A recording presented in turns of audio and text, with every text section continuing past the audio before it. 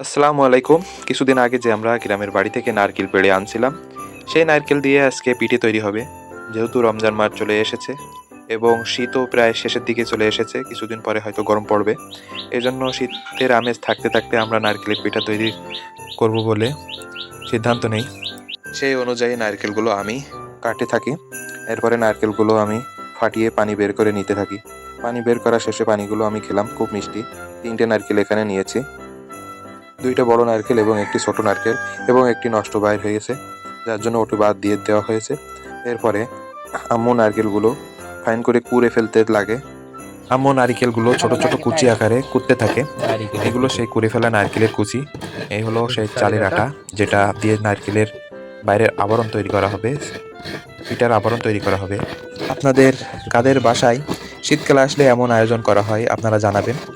আর যারা তো বাইরে থাকে, শহরে থাকে, তারা তো এটা খুব মিস করে, কারণ শহরের মানুষ এগুলো সংগ্রহ করতে পারলেও তাদের সময়ের অভাবে এগুলো করতে পারে না। নারকেলের পিঠা যেভাবে তৈরি করা হয়, এটি বিভিন্ন প্রক্রিয়ার মাধ্যমে তৈরি করা হয়। যারা জানেন তারা তো জানেনই, আর যারা জানেন না তাদের জন্য একটু বলি। সর্বপ্রথম নারকেলগুলো কুচি করে নেওয়া হয় এবং এখানে চিনি দিয়ে জাল দেওয়া হয়।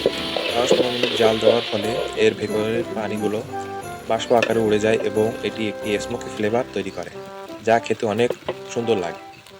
এখন যে প্রক্রিয়াটা চলছে, এটাই হলো সেই জাল দেওয়ার প্রক্রিয়া। এক এক অঞ্চলে এক এক নামে একে সম্বোধন করা হয়। আমাদের এখানে সেই বলে একে সম্বোধন করা হয়। সেইটা খেতে অনেক ভালো লাগে এবং এটি স্মোকি ফ্লেভার হওয়ায় সুন্দর লাগে। এই পিঠের প্রধান আকর্ষণ। এটি পিঠের ভিতরে দেওয়া হয়, যার কারণে পিঠে খেতে অনেক সুন্দর লাগে।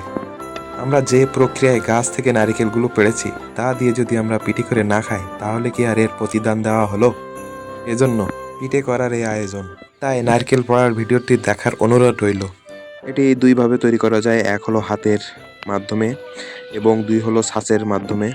হাতের মাধ্যমে তৈরি করে বিভিন্ন প্রকার নকশা তৈরি করা যায় এবং যেগুলো ছাঁচের মাধ্যমে তৈরি করা হয়, সেটিও একটি নকশা তৈরি করা হয়। কিন্তু আমার কাছে সবচেয়ে প্রিয় হলো ছাঁচের মাধ্যমে তৈরি করাটা, কারণ এখানে আটার ভাব কম থাকে এবং খেতে খুব মিষ্টি লাগে।